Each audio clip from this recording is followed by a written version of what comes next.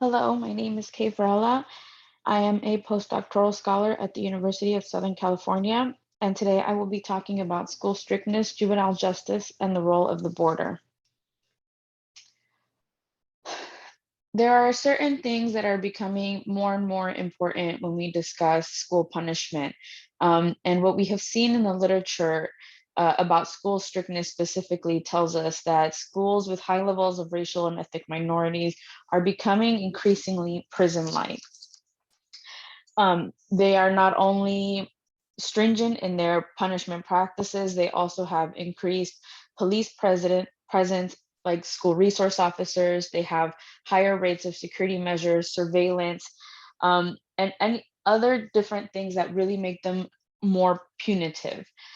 Schools with greater proportions of racial and ethnic minorities have also been shown to be less likely to have restorative practices. Such as restorative justice. They're less likely to refer students with behavioral issues to school counselors or mental health resources, and are more likely to refer students to disciplined campuses or to other stringent punishment areas. Schools with greater proportions of racial and ethnic minorities have also been shown to focus on zero tolerance policies, for example, and use extreme measures of action such as expulsion, police referrals, school ticketing, suspension, or removal to disciplined campuses. When discussing the importance of the US-Mexico border, what we are seeing now is that current social, cultural, and political discourse is creating a place where immigrants are being seen as criminals. And these general areas where there's high rates of immigration are being shown as needing heightened surveillance, heightened security, more police presence, more immigration presence. And the criminal justice response has really been to increase social control along the border. What we have seen also is that this has been carrying out into communities and schools, where schools along the US-Mexico border are experiencing higher rates of punishment because they have higher rates of children of immigrants, and that these children of immigrants are being punished at disproportionate rates. Existing research is very limited, but what we do know tells us that children of immigrants report experiencing criminalization in school, specifically related to immigration status, such as language barriers, recent entry into the United States, among others. And what we have seen is it has also come in the form of detrimental treatment and harassment by faculty, staff, school security, even other students. And children of immigrants are reporting experiencing increased levels of fear, overrepresentation in the juvenile justice system, and unfair treatment by their peers and faculty and staff. When we really think about looking at student misbehavior, we have seen that students of immigrants have increased odds of being disciplined, but not necessarily misbehaving at higher rates when compared to their white counterparts.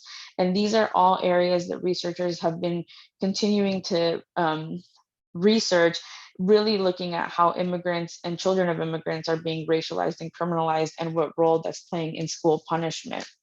So for us, what we have asked in this study first is, does school strictness moderate children of immigrants' disparities associated with juvenile justice referrals? How are lenient or strict punishment practices moderating juvenile justice referrals for the children of immigrants? And third, do the relationships between school punishment practices and juvenile justice referrals differ between border schools and non-border schools, really focusing on how a broader discourse of criminalization of immigrants and immigrants coming into the United States with high rates of crime, how that is really affecting students within schools. That is our focus here. The data for this study consists of 3 data sources. First of all, we take data from the Texas Education Agency's Texas Academic Excellence Indicator System. We also take data from the Public Education Information Management System, also maintained by the Texas Education Agency, and Texas Juvenile Probation Commission. Our focus for this data is first grade cohorts that began in 2000 to 2001 and in the 2001 to 2002 school years in Texas specifically. Students are followed through 2016-2017 school year, and this allows for multiple students to graduate and for multiple grade retentions. The sample includes 618,307 students from the various cohorts. This sample includes 14% African American students, 45% Latino or Latinx students, 38% white American students, 3% other race and ethnicity. And our analysis method really focuses on generalized linear modeling. We have several variables that we'll be working with. Our dependent variable here is juvenile justice referrals, and we are measuring this by the formalized referral on record with the Juvenile Justice Department for the school year. School strictness is also another variable that we are very interested in. And that includes absolute strictness and leniency, and also immigration status percentage of students classified by the TEA as immigrants, percentage of students classified as having limited English proficiency during their academic careers. We are also looking at the race and ethnicity of students, including the proportion of Black and African American students, Latino American students, Asian American students, Native students, and white students. And because we are focusing on the border, the school border status is also of particular importance here and is an included variable. And that we are operationalizing that as school county borders, whether it's part of the US-Mexico border or is adjacent to a county that does border Mexico.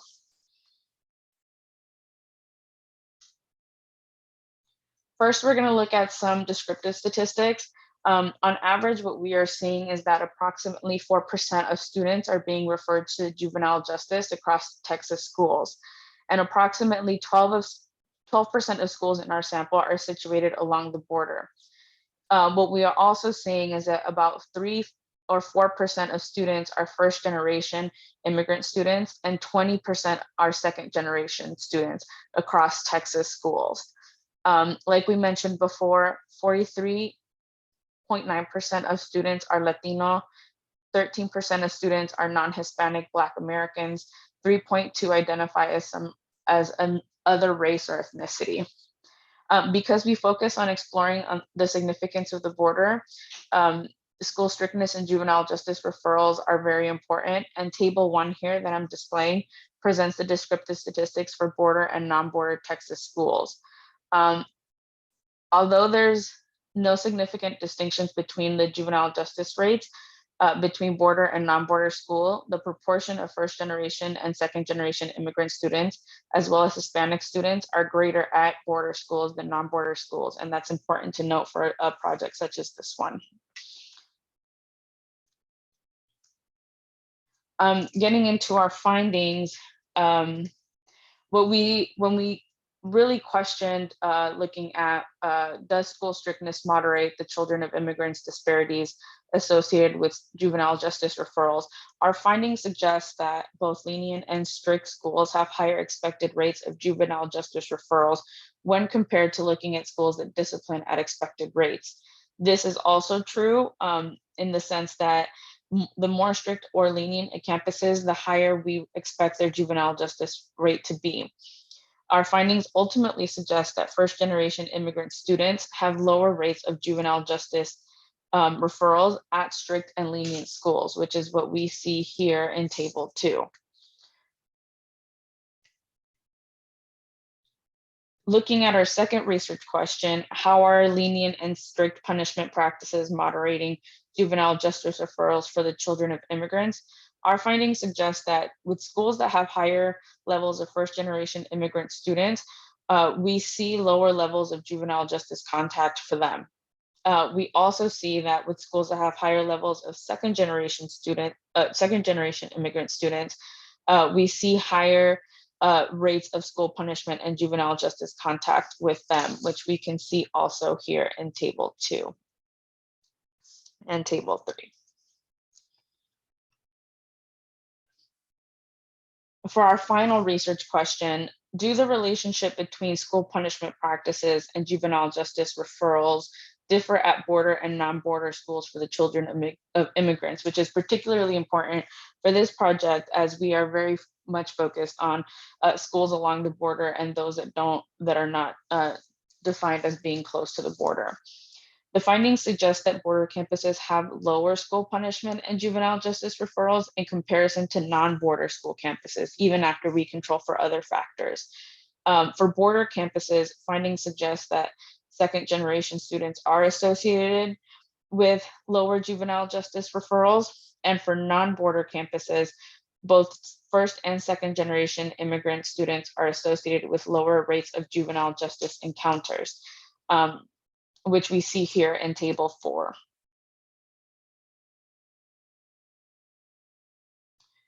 And for what we are seeing, this research has great implications because we have seen that in some instances, having children of immigrants in schools actually decreases juvenile justice contact and juvenile justice referral rates. And this really challenges the myth of criminal immigrant, and that the idea that children of immigrants will also be delinquent and deviant.